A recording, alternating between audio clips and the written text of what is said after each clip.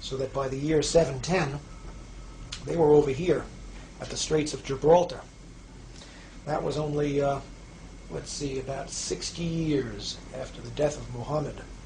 It took them only 60 years to conquer the entire Middle East and get over to this point right here.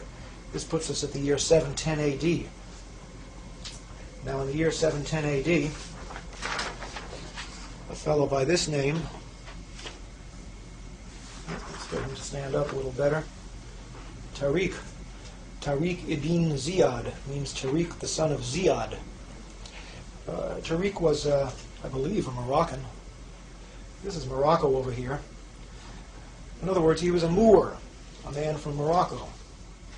This whole North African empire, Islamic empire, came to be called the Moors, or in Shakespeare, the Blackamoors. Sounds like we had some black people there, huh? Tariq took the armies of Islam across the Straits of Gibraltar and landed on the Rock in the year 710 AD. You'll never guess what he did next. He burned the boats. He made up his mind that if his armies of Islam could not conquer Spain, they weren't going home. So he burned the damn boats, and that left them facing one way, which was straight forward. And in the year 710, they swept across the Iberian Peninsula, and they took the land that we now call Spain for Islam. For just about 800 years, until precisely the year 1492, the year Columbus sailed for America. For almost 800 years, Spain was a Muslim country. The armies stopped at the Pyrenees Mountains because they couldn't beat the French. In honor of his conquest, they called what is now called the Rock of Gibraltar Jabal al-Tariq, which means the Mountain of Tariq. And the British, in their inimitable way, turned Jabal al-Tariq into Gibraltar. We now had an African Muslim empire which stretched from the Pyrenees Mountains, encompassing all of Spain, Morocco, and the whole north coast of Africa right up to Egypt, and the area south into the Sahara Desert as far as any man cared to stake a claim.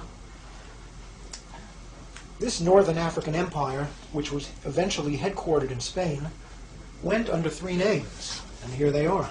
All the same empire, really, but three different names. From 710, the year that the Muslims moved into Spain, up until about the time of the Crusades, this was called the Umayyad Empire. And it wasn't just North Africa, because at that time, up until the Crusades, Islam had a world government. It was one empire, ruled from Damascus, and it was called the Umayyad Empire. But around the time of the Crusades, the Umayyad Empire fell apart into smaller empires. And the empire encompassing Spain and North Africa at that point was called the Almoravid Empire, later the Almohad Empire. These names, Almoravid and Almohad, come from names of tribes, but it was all basically the same region. This area, from Spain, North Africa, all the way to Egypt and well into the Sahara Desert, an area just about the size of Western Europe. Now, around the time of the Crusades, Islam made its way across the Sahara Desert into this fertile sub-Saharan region, and a second Islamic empire arose down here. This empire also went under different names, and here are the names. Originally it was called Ghana, but not the Ghana of today. A huge mass of land, which we're going to show you again in a minute. Later it came to be called the Kingdom of Mali. And finally, at around the time of Columbus, it was called the Kingdom of Songhai, Songhai being the name of an African tribe which conquered the territory. Three different names, but all really the same kingdom. A kingdom comprising the area from Senegal over here, all the way across the fertile sub-Saharan region to Chad, and well into the Sahara Desert. Again, an area almost the size of Western Europe. Now, I don't know if you can see it on your screen, but I'm pointing now to a river. This river flows from the mountains coming originally from Senegal, first east and then south. It's called the Niger River. And along the shores of the Niger River arose a civilization which eventually became the center of civilization in the Western world. Its headquarters was here. This is a city called Timbuktu.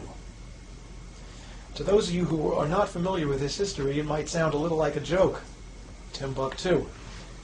Timbuktu, at the time that Columbus sailed for America, was the center of Western civilization. Right here in the heart of Africa, on the shores of the Niger River. In other words, this was a city of niggers, some people would like to call them. But they outdid Whitey. Europe at this time was a mess. There was no real civilization to speak of. The Renaissance was just starting at the time that Timbuktu, down in the heart of so-called darkest Africa, was the center of world civilization. Sounds impossible, doesn't it? Not only is it possible, it was true. And if you don't believe it, look it up in any encyclopedia. Sorry, insert another array with this is Cult Facts of History. Involves would just as soon not think about it. Now, before proceeding, I want to show you a few books. This book is called From Babylon to Timbuktu, written by Rudolph Windsor. I've spoken to Rudolph Windsor a few times. He's a great writer, and he takes the history of the sub-Saharan black empires as well as the northern Saharan black empires and makes them very readable. All the information in this book can be verified in any encyclopedia, but it's more interesting to read it here. Because Mr. Windsor is a sponsor of this show, we're going to be giving the address of his publishing company at the end.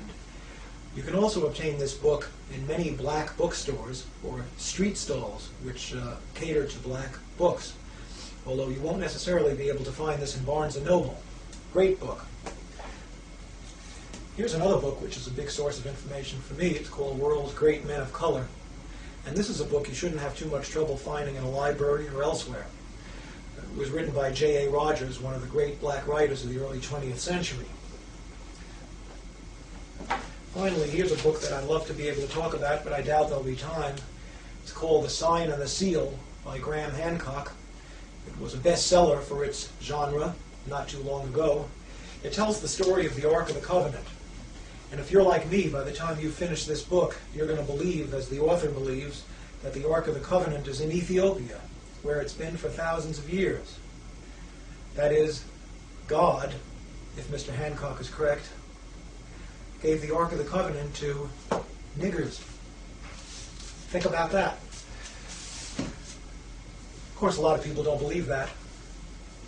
I'm not 100% sure it's true myself, but I'm about 90% convinced. In any event, I don't think we're going to have time to talk about the Ark today.